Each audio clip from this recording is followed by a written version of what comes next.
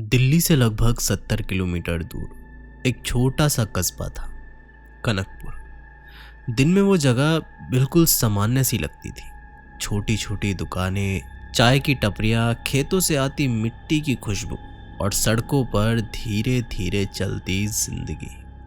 लेकिन उस कस्बे के बारे में एक अजीब बात मशहूर थी। लोग कहते थे अगर तुम्हें कभी रात के बाद वहां जाना पड़े तो आखिरी बस मत पकड़ना, क्योंकि उस बस के बारे में एक पुरानी अफवाह थी। कई लोग उसमें बैठे थे पर कभी अपनी मंजिल तक नहीं पहुंच पाए। और सबसे अजीब बात यह थी कि उस बस का ड्राइवर हमेशा यही कहता था, बस रास्ते में कहीं नहीं रुकती। रोहित सक्सेना एक पत्रकार था। उसे अजीब और रहस्यमय कहानियों की जांच करना बेहद ही पसंद था। उसने कई बार भूत प्रेत और रहस्यमय घटनाओं पर रिपोर्ट बनाई थी, लेकिन आखिरी बस की कहानी कुछ अलग थी। इस कहानी में कोई साफ गवाह नहीं था, कोई ठोस सबूत नहीं था, सिर्फ डर और अफवाहें थी। यही वजह थी कि रोहित को यह कहानी और दिलचस्प लगी। उसने तय किया कि वह खुद उस बस में सफर करेगा और सच्चाई पता लगाएगा। उस रात वह दिल्ली के एक छोटे से बस अड्डे पर पहुंचा। घड़ी में उस वक्त 9:15 बज रहे थे। बस अड्डा लगभग खाली पड़ा था। कुछ चाय वाले, 2-3 सोते हुए कुत्ते और दूर खड़ी एक पुरानी बस। बस पर धुंधले अक्षरों में लिखा था 47 कनकपुर। बस बहुत पुरानी लग रही थी। पेंट उखड़ा हुआ था, खिड़कियों पर धूल जमी हुई थी। हेडलाइट की रोशनी हल्की पीली थी।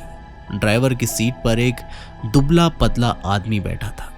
चेहरे पर गहरी झुर्रियां, आंखों के नीचे काले घेरे। उसका नाम था शंकर।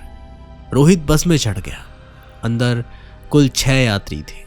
एक बुजुर्ग आदमी खिड़की के पास बैठा था। एक कॉलेज का लड़का फोन देख रहा था। एक व्यापारी बैग पकड़े बैठा था और एक औरत अपने बच्चे के साथ बैठी थी। एक आदमी सबसे पीछे चुपचाप बैठा था और रोहित। बस के अंदर हल्की पीली रोशनी थी। हवा में डीजल और धूल की गंध थी। ठीक 10 बजे बस धीरे धीरे चल पड़ी। शुरू के कुछ मिनट बिल्कुल सामान्य थे। शहर की रोशनी खिड़कियों से अंदर आ रही थी। सड़क पर गाड़ियां चल रही थी, लेकिन धीरे धीरे शहर पीछे छूट गया। दुकानें खत्म हो गई, स्ट्रीट लाइट कम होती गई। कुछ ही देर में सड़क के दोनों तरफ सिर्फ अंधेरा था और पेड़ों की कतारें। बस के अंदर बेहद सन्नाटा था, सिर्फ इंजन की आवाज और कभी कभी सीटों की चरमराहट। करीब आधे घंटे बाद रोहित ने खिड़की से बाहर देखा। सड़क के किनारे एक आदमी खड़ा था। वह बस की तरफ देख रहा था, लेकिन उसने हाथ नहीं हिलाया। बस उसके पास से निकल गई। रोहित ने सोचा शायद कोई राहगीर होगा, लेकिन कुछ मिनट बाद उसने फिर देखा।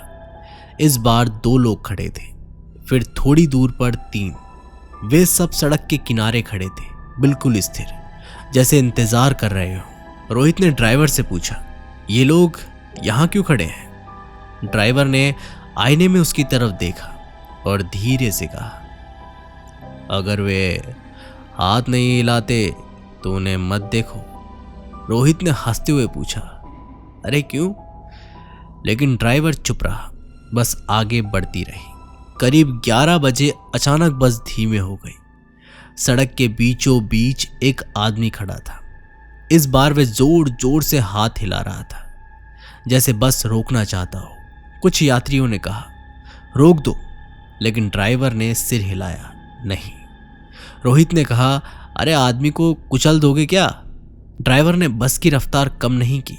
बस सीधे उसकी तरफ बढ़ी और अगले ही पल बस उस आदमी के आर पार निकल गई, जैसे वहां कोई था ही नहीं। बस के अंदर सन्नाटा छा गया। रोहित ने पीछे मुड़कर देखा।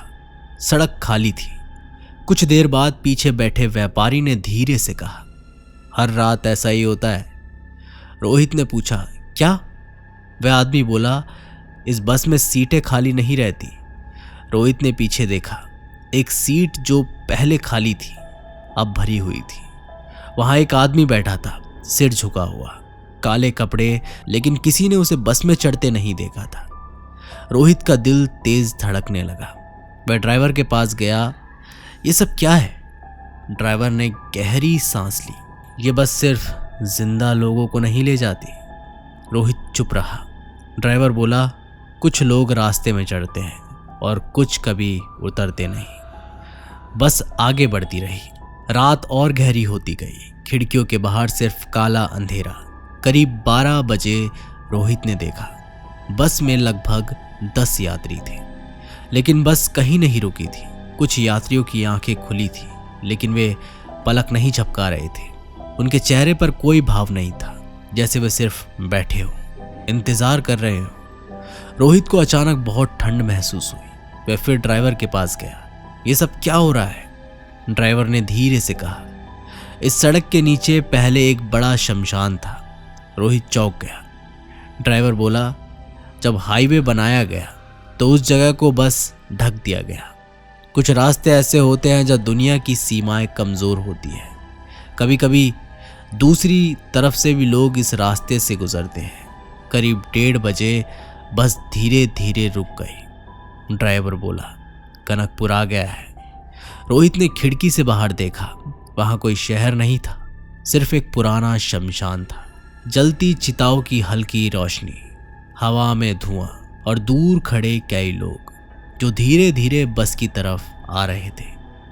ड्राइवर ने कहा, जो जिंदा है उतर जाओ।